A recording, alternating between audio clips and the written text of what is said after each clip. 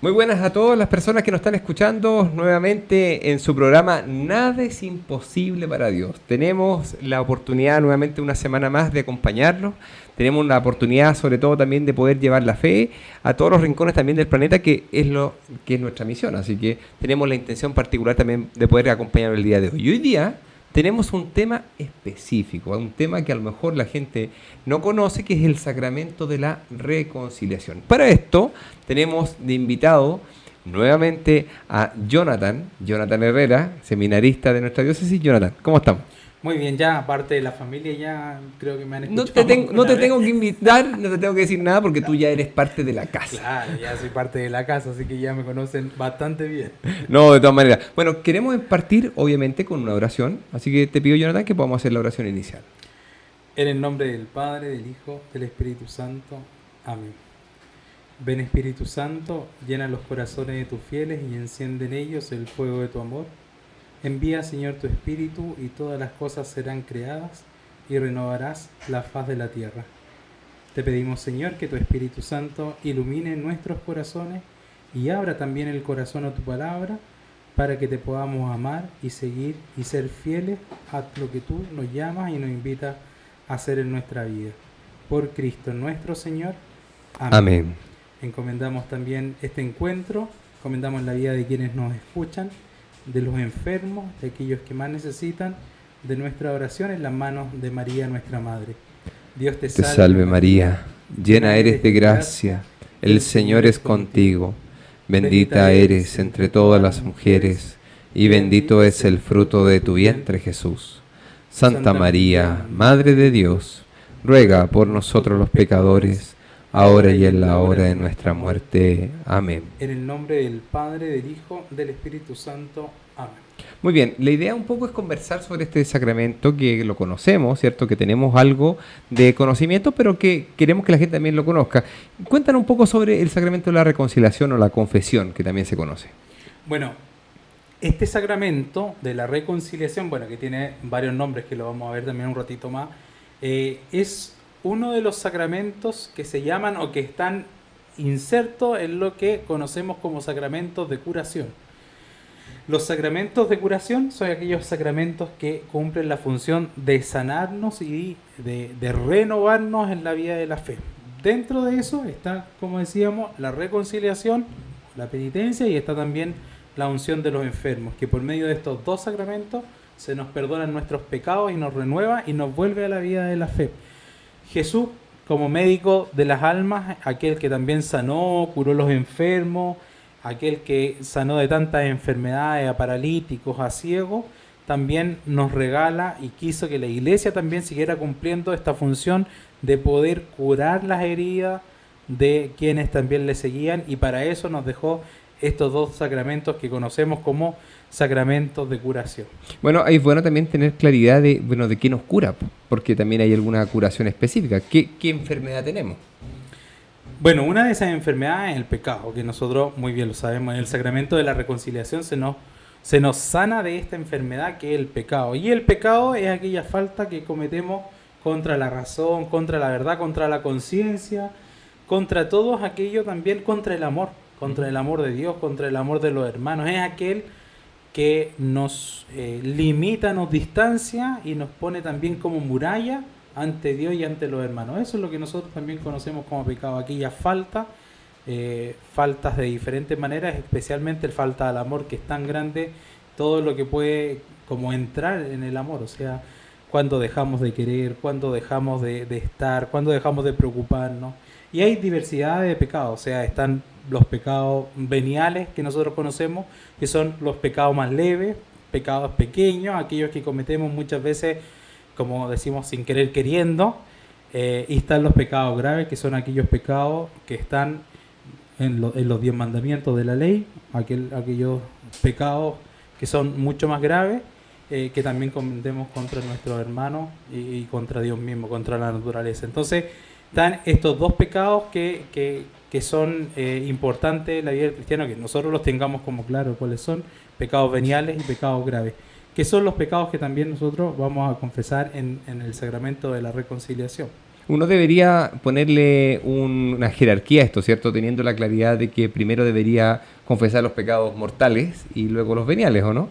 Exactamente, los pecados graves son aquellos pecados que nosotros generalmente debiéramos confesar, aunque también los veniales es importante confesarlos, pero el mayor peso, por así decirlo, de los pecados son los pecados graves. Exactamente. Aquellos los pecados que están dentro de los 10 mandamientos, que nosotros ya muy bien también los conocemos y que se nos enseña en la catequesis. De todas maneras. Y ahí, Jonathan, quiero que tú me digas un poquito en torno a cuáles son los nombres que se le da al sacramento de la penitencia. Bueno, decíamos y hemos hablado o hemos escuchado muchas veces hablar del sacramento de la penitencia o sacramento también de la reconciliación. También se le conoce como el sacramento de la confesión o el sacramento del perdón de los pecados. Como que de todas estas maneras nosotros hablamos como del mismo sacramento. Perdón, reconciliación, perdón de los pecados, conversión, confesión. Son todas las palabras que utilizamos para llamar a este sacramento. Perfecto. Y si de alguna otra forma, por ejemplo, nosotros ya tenemos el bautismo, tenemos la intención particular de confesarnos, ¿por qué deberíamos entonces, por ejemplo, confesarnos si el bautismo nos saca el reato, ¿cierto? El pecado, vamos a decir, este pecado que venimos, este pecado heredado que tenemos, ¿por qué deberíamos volver a confesarnos siempre? Bueno, una pregunta que muchas veces nos hacemos porque cada uno de nosotros tiende a hacer el bien, por tendencia buscamos hacer el bien, pero el pecado es aquel que está siempre en búsqueda de que nosotros nos alejemos de Dios. Entonces el pecado es aquel que nos hace alejarnos más de Dios. Si bien el bautismo nos ayuda a perdonar todos los pecados que ya hemos cometido antes, previos al bautismo y el pecado original, tenemos y es necesario el sacramento de la reconciliación porque nuestra debilidad humana no nos permite estar siempre en Dios, sino que el pecado nos busca separar de esta amistad que tenemos nosotros con Dios. Entonces, el sacramento de la reconciliación nos ayuda a tener como ese acceso y esa reconciliación con Dios. Cuando nosotros pecamos o cuando nosotros caemos en el error, nos hace como restablecer nuestra amistad con Dios, y no solo con Dios, sino que también con la comunidad, con los hermanos y con nosotros mismos. Entonces, el sacramento de la reconciliación nos ayuda a volver nuevamente a abrazarnos y volver a abrazar nuevamente a Dios. Entonces, por eso es importante el sacramento de la reconciliación y por eso está el sacramento de la reconciliación, porque nosotros, por más que tendamos a buscar el bien, siempre está el pecado y siempre está esta tentación que nos ayuda y que nos hace... La concupiscencia. La ¿cierto? concupiscencia. Entonces, ¿cierto? Que nos hace alejarnos de Dios. Siempre va a estar eso que nos busca alejar de Dios, que nos busca estar en distancia con Dios, y para eso el sacramento de la reconciliación nos ayuda a nuevamente volver a abrazarnos y dejarnos abrazar por Dios. Bueno, estamos con Jonathan Herrera, que está hoy día conversando particularmente sobre el sacramento de la reconciliación, y queremos también tener claridad de quién instituyó esto. Me pasa muchas veces que hablo con hermanos separados, que son protestantes, qué sé yo, o de otras pseudo religiones, y me hablan de que por qué el sacerdote perdona los pecados, quién lo instituyó, como eso. Sería bueno que le contaras a la gente un poco sobre ese tema. Bueno, quien instituyó el sacramento, obviamente, lo hemos dicho cuando hablamos sobre el tema de los sacramentos en alguno de los programas, decíamos que es el mismo Jesús quien instituye cada uno de los sacramentos. No es que haya sido la iglesia quien lo inventó, sino que Jesús mismo es quien también los pone. Y si nos vamos a lo que nos dice la Sagrada Escritura, en Juan 20, 22 al 23, nos vamos a encontrar con el texto donde Jesús le envía a sus discípulos y les dice: reciban el Espíritu Santo, a quienes les perdonéis los pecados le quedan perdonados, y a quienes se los retengáis le quedan retenidos. O sea que desde ese momento Jesús entrega a sus discípulos, entrega a la iglesia, a los sacerdotes, la misión de perdonar los pecados, a quienes ellos también se los retengan. Entonces, como es bien claro, a quienes no se los retengan no serán retenidos también en el cielo. También le dice después Jesús también a Pedro: todo lo que ate en la tierra quedará atado en el cielo, y lo que desate en la tierra quedará desatado en el cielo. Por eso es importante el sacramento de la penitencia, y es importante que no le tengamos miedo a este sacramento, que muchas veces nos pasa a todos, no solamente lo digo por algunos, a mí también me pasa, que es un sacramento que de repente nos cuesta un poquitito más que lo otro, pero cuando vamos comprendiendo del gran abrazo de Dios y de lo que nos pasa con este sacramento, vamos buscando este sacramento constantemente, porque recibimos nuevamente el abrazo de Dios que tanto nos ama, que es tanto misericordia y que muchas veces nosotros, por nuestro pecado o por aquello que nosotros hacemos, nos alejamos de Dios. Somos nosotros que nos alejamos de Dios. Dios es tan misericordioso, es tanto amor, que solo Él puede amar. No puede castigar, no puede condenar, sino que solo amar. Entonces, somos nosotros quienes buscamos muchas veces esta condenación y no es Dios.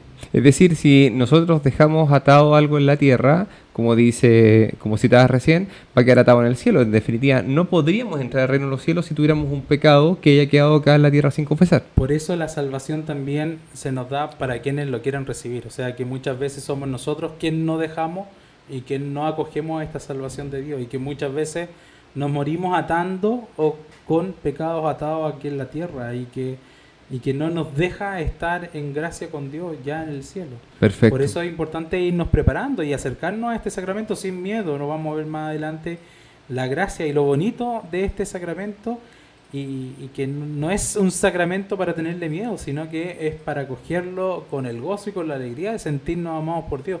Es el sacramento donde se nos regala esta misericordia de Dios que amamos. Perfecto. A ver, primera cosa, ¿quién puede perdonar los pecados? Bueno, el único que puede perdonar los pecados es Dios. Ya. Nadie más puede perdonar los pecados. Se nos ha dado, y Dios por medio de Jesús también, que su Hijo le dio la gracia de perdonar los pecados, y es Jesús quien también nos entrega a la Iglesia esta gracia de perdonar en nombre de Jesús, en nombre de Dios. Pero es Dios el único que perdona también los pecados por medio de la Iglesia, y también por medio del sacerdote. Pero, por ejemplo, cuando se da la absolución, el sacerdote no dice: yo, Juanito Pérez, te doy el perdón de los pecados, sino que por medio de la Iglesia te regalo el perdón de los pecados. Yo te absuelvo por medio de la Iglesia de todos tus pecados. Por eso es Dios quien perdona los pecados. Es el único que puede perdonar. Es decir, la eficacia establecida o lo que permite de alguna otra forma tener la liberación de ese pecado está instaurado solo en el sacerdote. Es decir, no podría haber ninguna otra persona que dijera: yo voy a hacer confesiones. O yo te puedo confesar. Exactamente. Sí. Bueno, estamos conversando particularmente sobre este tema tan muchas veces rehuido, ¿cierto? Muchas veces a lo mejor que no queremos tomarlo. Pero a tu parecer, Jonathan, ¿cuál sería el pecado o los pecados que uno debería inicialmente siempre confesar? Es decir, cuando uno se va a confesar, debería decir qué pecado debería ser el primero que debería decir. El que molesta más, el que irrita más, el que le da más vergüenza. Bueno, el primer pecado que nosotros tenemos que confesar son los pecados graves, lo decíamos al inicio. Todos los pecados graves deben ser confesados. Eso no se nos pueden olvidar confesarlo, porque son los pecados que debieran recibir la absolución. ¿Cuál de todo eso? Pucha, no sé. Por eso es importante que cuando nosotros vayamos a acercarnos al sacramento de la reconciliación, poder cumplir ciertos pasos que son importantes para acercarnos. Por ejemplo, uno de esos pasos es el examen de conciencia, o sea, poder mirar nuestro interior y ver en aquellas cosas que hemos fallado, o aquellas cosas que nos hemos alejado de Dios, o con aquellas situaciones o acciones que nos han hecho alejarnos de Dios. Por eso es importante el examen de conciencia, y que no es: ya está el sacerdote confesando, me voy a confesar. O sea, yo no puedo acercarme al sacramento sin una una previa preparación interior. O sea, como decíamos, todos los sacramentos necesitan una preparación interior, y este sacramento también lo necesita. Muchas veces nos pasa que vemos un sacerdote confesando, me voy a ir a confesar al tiro, pero no he hecho este examen de conciencia previo que me ayuda para poder acercarme al sacramento de la reconciliación. Perfecto. A ver, ¿cuáles son los dos requisitos esenciales que se debe dar para que un cristiano, para que se le perdonen los pecados? Bueno, el primero es que la persona se convierta y desee pedir perdón por sus pecados. Ya. Uno, que el penitente quiera pedir perdón por aquellos pecados. Y el segundo requisito importante es la presencia del presbítero, del sacerdote que me confiese los pecados en nombre de Dios. En nombre de Dios, que esté ahí para yo confesar los pecados. De repente decimos: pero este cura que es aquí, que es allá, que tiene tantas cosas, como yo me voy a ir a confesar con él si eres peor que yo.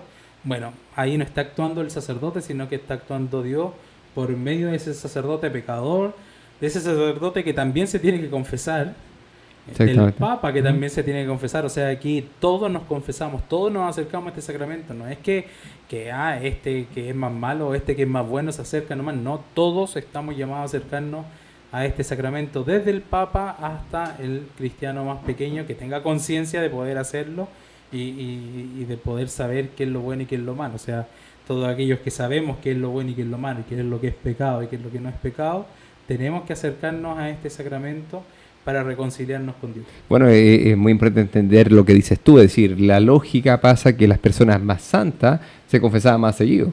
En definitiva, es una lógica que deberíamos nosotros seguir también para poder... Porque buscaban también recibir ese abrazo de Dios, recibir esa misericordia de Dios. Entonces, cuando ya la recibe, quiere seguir recibiendo ese abrazo, quiere recibir nuevamente ese cariño del Padre que te busca, que te ama, que quiere estar contigo y que te llama también a ser cada día mejor. Y, por ejemplo, para que la gente lo sepa, ¿qué debe hacer la persona antes de confesarse? Ya decías un poco el examen de conciencia. Claro, una de las cosas decíamos que el examen de conciencia. Luego de poder realizar este examen de conciencia que uno dice, bueno, ¿y cuál es el examen de conciencia? Si nosotros de repente nos metemos a internet, tenemos algunos ejemplos de examen de conciencia, que son preguntas que están en relación a los 10 mandamientos primero, y que nos van ayudando a poder inspeccionar nuestra conciencia y nuestro interior.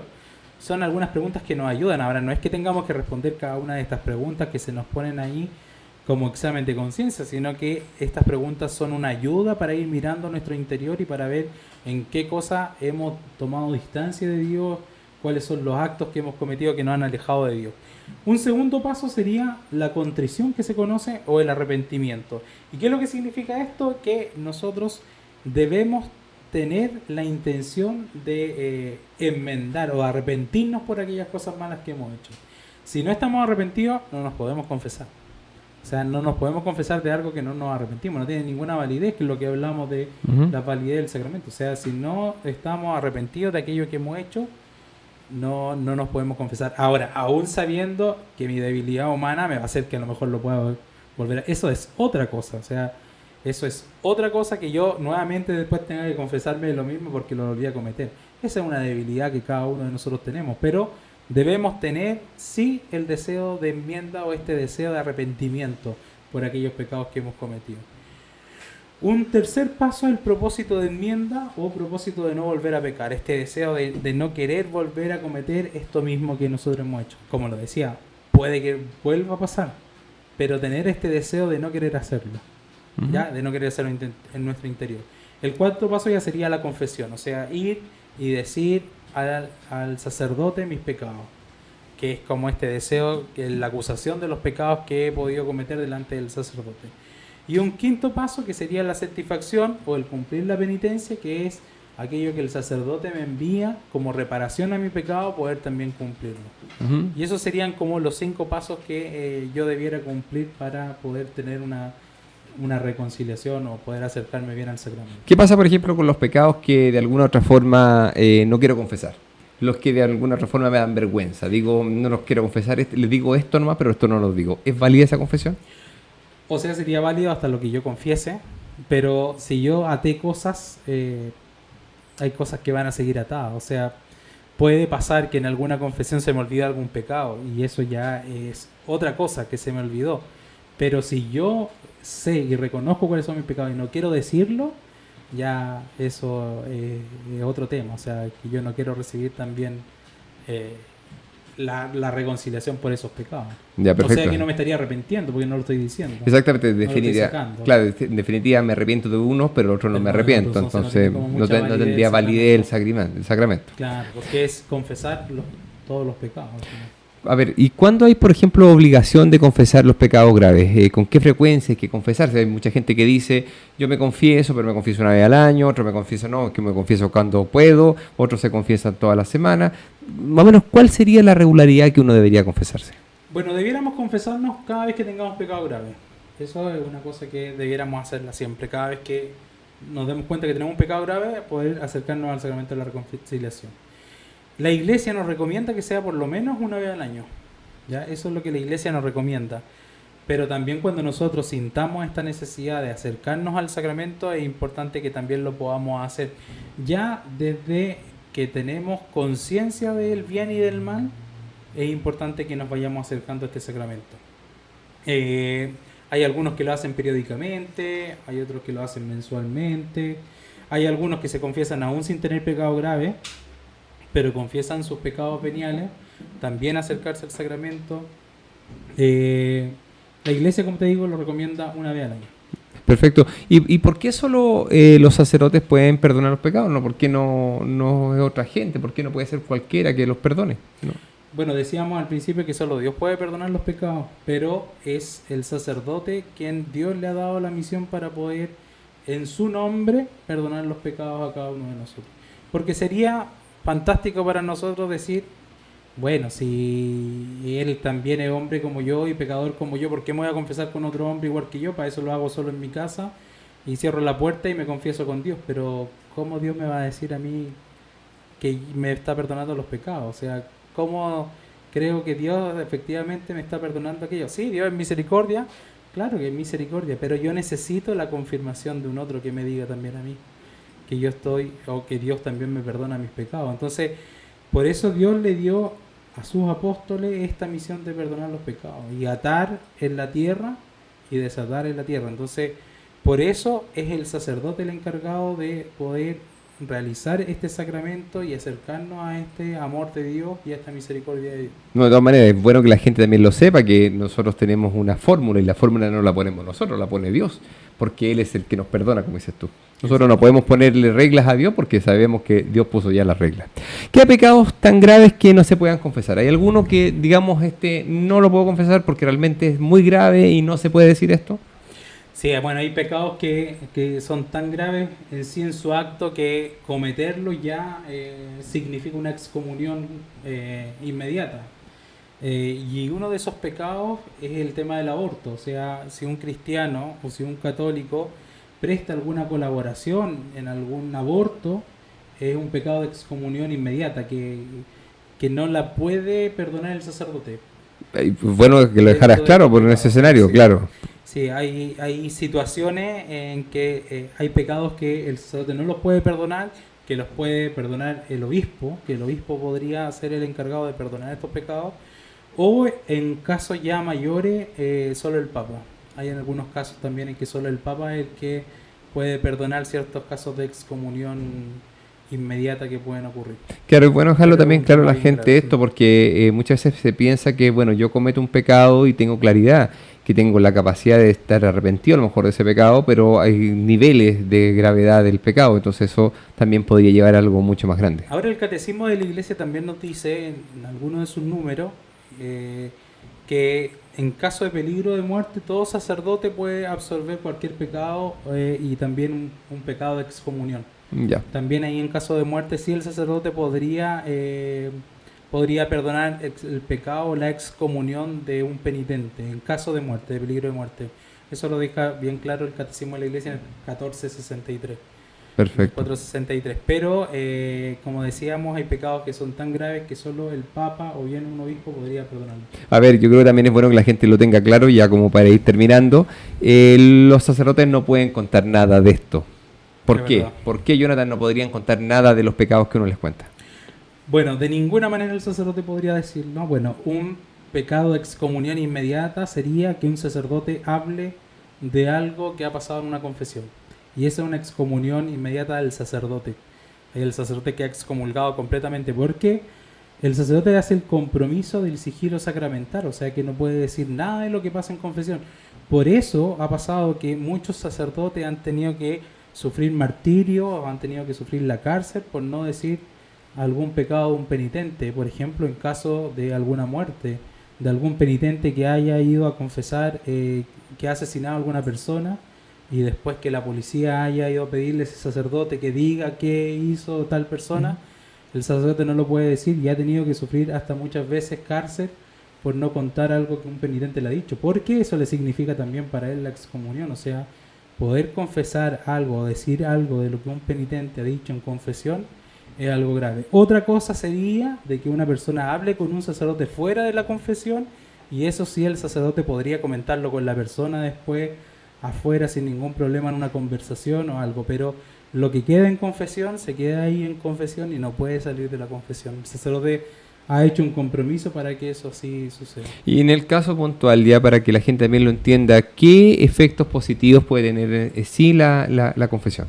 Bueno, la confesión, como decíamos, te vuelve nuevamente a la amistad con Dios. O sea, recibir el abrazo de Dios es un efecto completamente positivo porque te renueva, te vuelve a abrazar también con los hermanos. Muchas veces nos pasa, y quienes tenemos experiencia de pecado, que yo me imagino que todos, yo en primer lugar, cuando hemos cometido un pecado o un pecado grave, nos separa de la amistad con Dios, nos separa de la amistad con los hermanos. Y volver a abrazarnos con los hermanos, volver a abrazarnos con Dios es un regalo que cada uno de nosotros gozamos y experimentamos. Entonces, es uno de los efectos positivos de este sacramento de eso mismo, de que recibimos este abrazo de Dios y recibimos también el abrazo de los hermanos. Volvemos a la comunión con cada uno de ellos. Bueno, primero, darte las gracias, Jonathan. Sé que ha sido ardua esta labor que estás haciendo.